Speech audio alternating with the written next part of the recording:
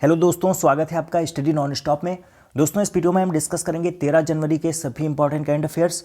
और इस वीडियो के लास्ट में मैं आपसे 2 क्वेश्चन भी पूछूंगा जिसका आंसर आपको कमेंट बॉक्स में बताना रहेगा। और आप इस वीडियो की पीडीएफ इस वीडियो के डिस्क्रिप्शन से डाउनलोड कर सकते हैं। तो चलिए शुरू करते हैं। पहला प्रश्न, हाल ही में किस राज्य ने अम्मा घरे एलईडी योजना शुरू की है? तो हाल ही में अम्मा घरे एलईडी योजना शुरू की है ओडिशा ने। इस योजना के तहत ओडिशा में लगभग 95 लाख परिवारों को 4 एलईडी बल्ब प्रत्येक परिवार को मुफ्त में दिया जाएगा। तो अम्मा घरे एलईडी योजना ओडिशा ने शुरू की है। और यहाँ पर बात हुई है ओडिशा की, तो हम थोड़ा सा ओडिशा के बारे में जान लेते हैं। ओडिशा की स्थापना हुई थी 1 अप्रैल 1936 को। ओडिशा की राजधानी है भुवनेश्वर। ओडिशा के मुख्यमंत्री हैं नवीन पटनायक। ओडिशा के राज्यपाल हैं गणेशी लाल। ओडिशा के प्रमुख लोक नृत्य हैं ओडिसी डांस, डंडा जात्रा और छऊ। ओडिशा में पावर प्लांट है तलचर पावर प्लांट।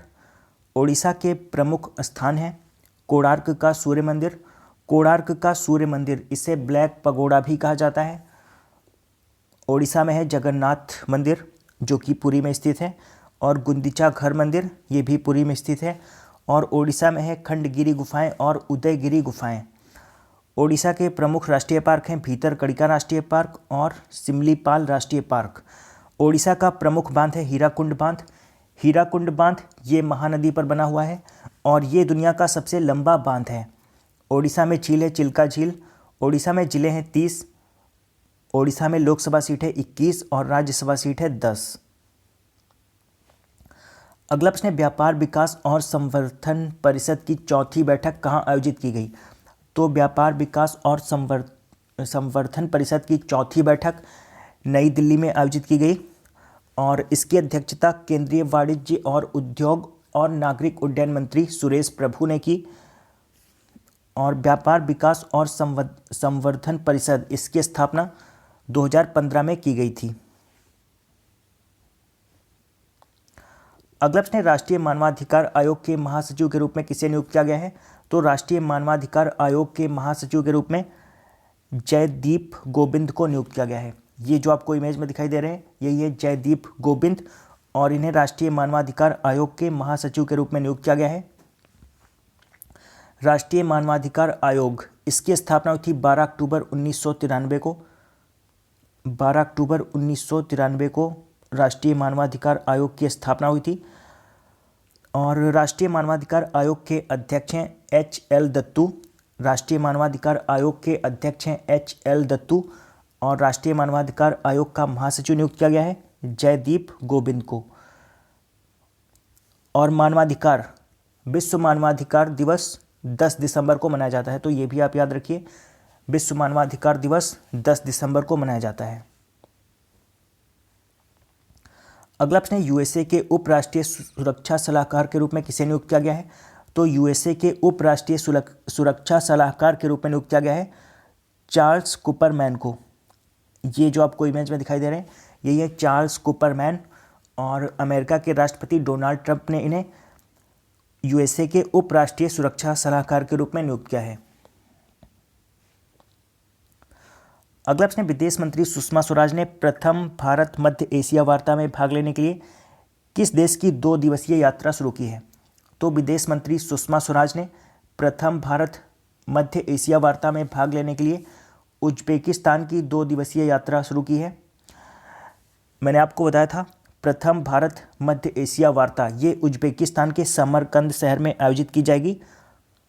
तो और मैंने ये भी बताया था कि प्रथम भारत मध्य एशिया वार्ता, इसकी सह अध्यक्षता भारत की विदेश मंत्री सुषमा स्वराज और उज्बेकिस्तान के विदेश मंत्री अब्दुल अजीज कामिलोव करेंगे।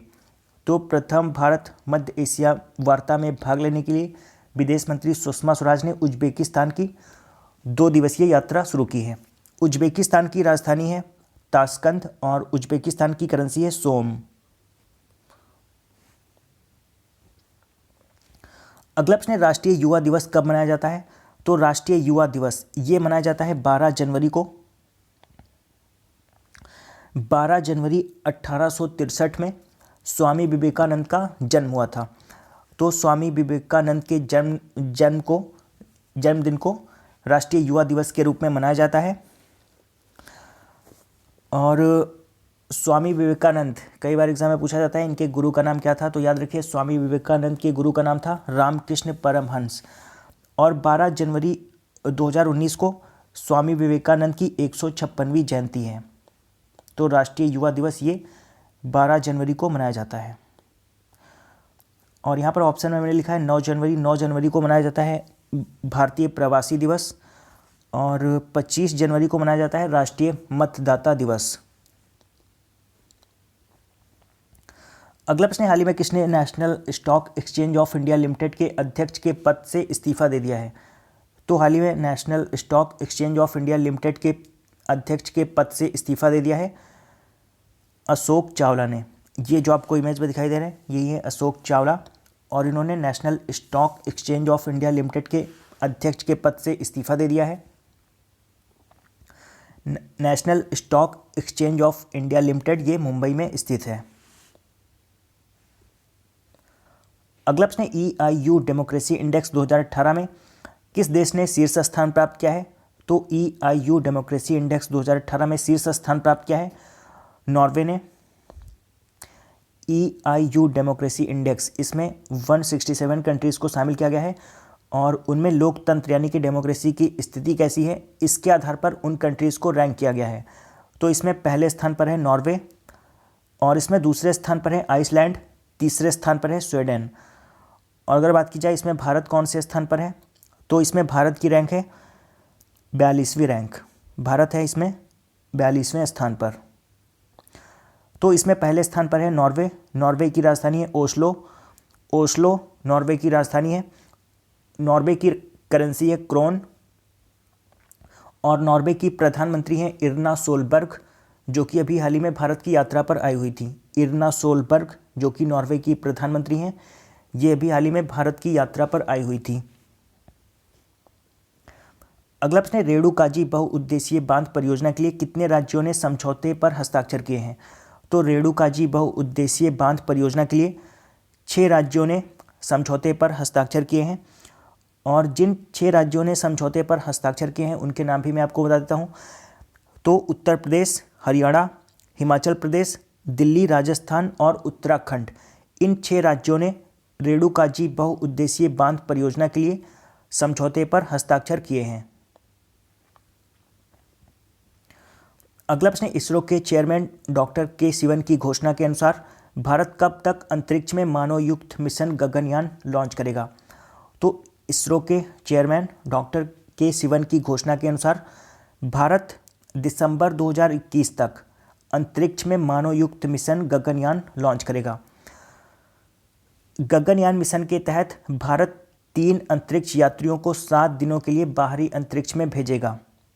तो मानवयुक्त मिशन गगनयान ये दिसंबर 2021 तक लॉन्च किया जाएगा। और यहाँ पर बात हुई है इसरो की, तो हम थोड़ा सा इसरो के बारे में जान लेते हैं।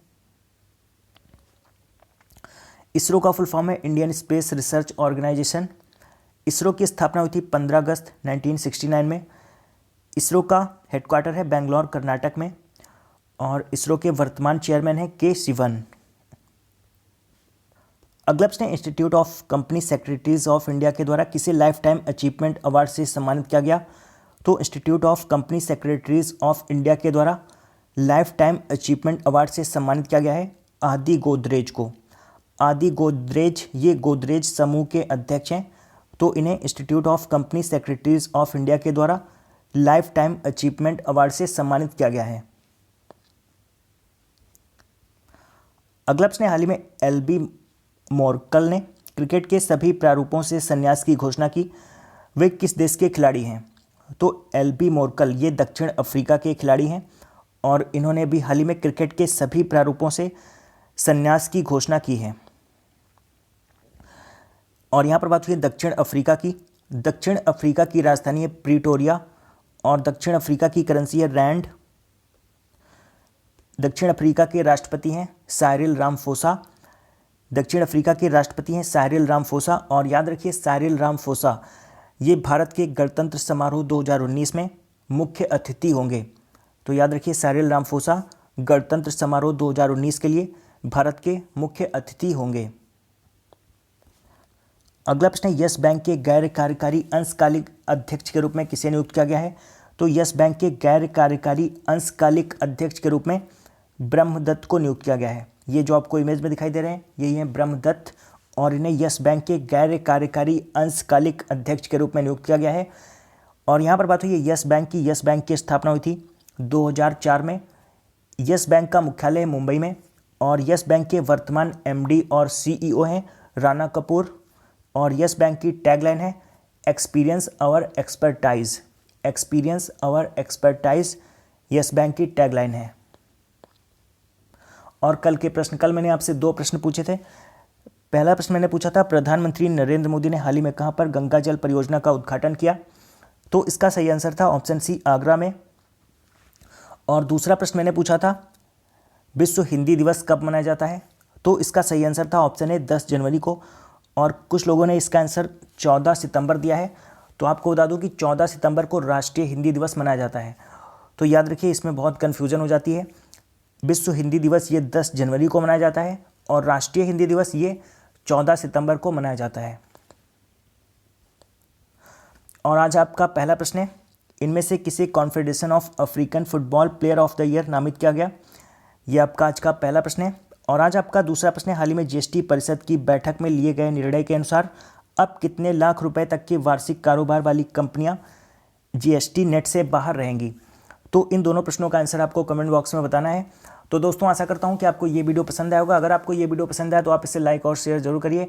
और अगर आपने अभी तक इस चैनल को सब्सक्राइब नहीं किया है तो चैनल को सब्सक्राइब कर लीजिए। मैं हर रोज़ सुबह 4 बजे करंट अफेयर्स का वीडियो अपलोड करता हूँ, तो आप चैनल को सब्सक्राइब करके नोटिफिकेशन बेल को ऑन रखिए, जिससे मैं वीडियो अपलोड करूँ तो उसका नोटिफिकेशन आपको मिल सके। तो दोस्तों, मिलते हैं कल सुबह, तब तक के लिए goodbye and take care.